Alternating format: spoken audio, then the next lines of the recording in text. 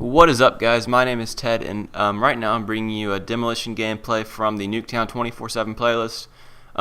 Normally Nuketown is not on Demolition playlist, so I have to wait for the Nuketown 24/7 playlist to come up before I can ever play Demolition on Nuketown. So I'm going to jump right into what I do for the starting rounds and throughout the game, really. First off, you're going to know that I hold back a little bit right here. I always let them plant the B-bomb, that way I can get a time extension. We don't push forward or else they won't be able to plant any of the bombs. When they plant off the B-bomb, that's when you either rush forward or release your air support. Do something, but gotta let them plant off the B-bomb first. That way we get the 3-minute time extension and let the game last longer and therefore get more kills. We're not trying to lose the game here. We actually never lose games that I can remember unless the enemy team just bum rushes the objective. But we really don't lose games. We just make them last very long. And that's what I enjoy. I enjoy getting more XP. I enjoy getting more kills. That's what my teammates do. My teammates like to prestige. However, I don't ever prestige. My teammates do, and I let them get these nice long games. That way they can level up very, very quickly. And just to put it in perspective for you, I think this game I ended up getting about 13,000 COD points, which would equivalent to about 130,000 XP. However, I don't get XP anymore because I don't prestige. So now that the B-bomb's been blown up, my teammates push forward a little bit more. My teammates didn't do very good in the beginning of the map. You'll see the enemy's already in our spawn a little bit. But what I do, and this is what my role is at the beginning of every Demolition game on Nuketown, is I hold back on this top window and I get the first kill streaks. I get the first Blackbird, the first Chopper, and the first gunship. This way, when I release those, my teammates can push forward a little bit more with a lot of backup. They got the Blackbird so they can keep an eye on where the enemies are spawning at, and they're going to have my gunship and Chopper up in the air. That way they can get in their spawn and not have to worry too much about covering every single location, because my chopper gunner will cover their back quite a bit. I do get the first kill streaks in this game, and although my teammates don't do very well, they do end up pushing forward now that the bomb's been blown up, and when I get the first Blackbirds, when they really start pushing forward. The kill streaks, I'm not trying to kill whore the entire game. I do like getting a lot of kills, and the chopper gunner and gunship are the way to do it. But the reason I keep gunship on instead of dogs is that I like to be able to have that cover for my teams. Dogs, they can't do too much sometimes.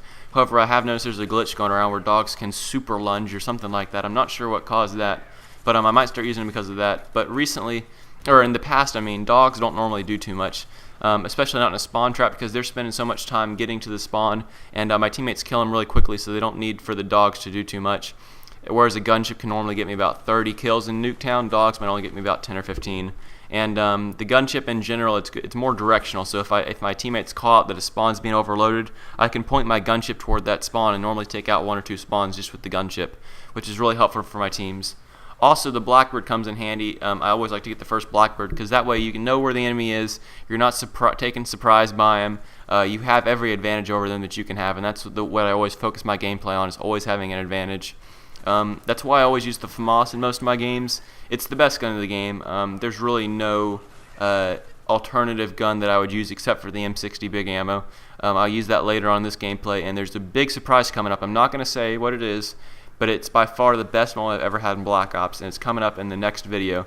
So if you just want to watch this part, that's fine, but if you want to, you can watch parts 2 and 3. I'm going to leave annotations in the top left and right of the screen.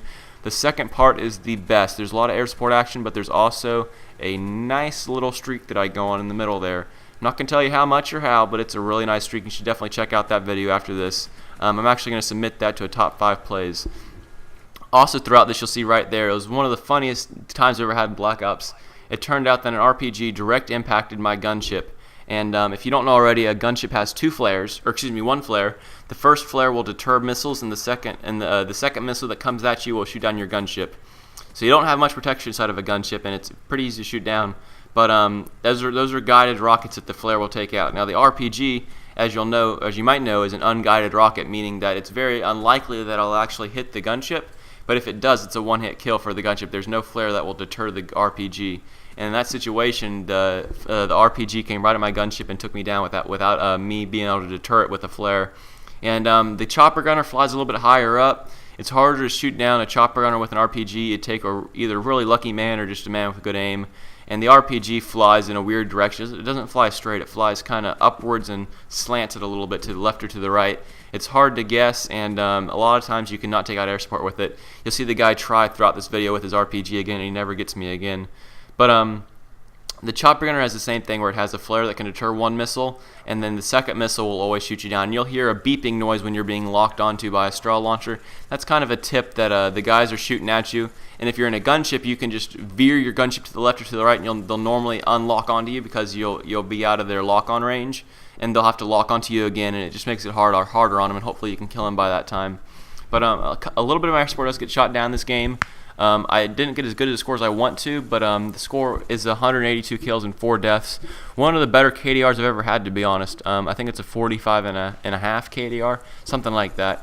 That's one of the better KDRs I've had, and one of the better games I've actually had, which is why I wanted to commentate the strategy of Nuketown over this gameplay. There will be more MW3 information coming out later on after this game. If that's what you're interested in, always keep paying attention. I won't stop posting that because there's a lot of information I've been reading up on. That about concludes this round, guys. If you liked the video, as always, click the like button. It helps my channel out a lot. And if you didn't like the video, click the dislike button. I want to know y'all's feedback. Maybe you don't like the map, maybe you don't like the gun, maybe you don't like the people I'm playing with, whatever you don't like, leave a comment below, and I always change things up to what my subscribers want. I don't enjoy Black Ops too much. I play it for you guys, and I also play it for my friends that I have and my subscribers that have added me on Xbox.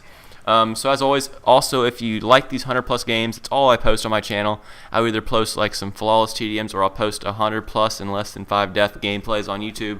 Go ahead and click that subscribe button. You'll be notified in your box of any videos that I post. That's the end of the game, or at least the first round. Click the description, links in the description for the second and third rounds, or the annotations on your screen in the top left and right corners. That's about it, guys. I'll catch you guys later. Bye.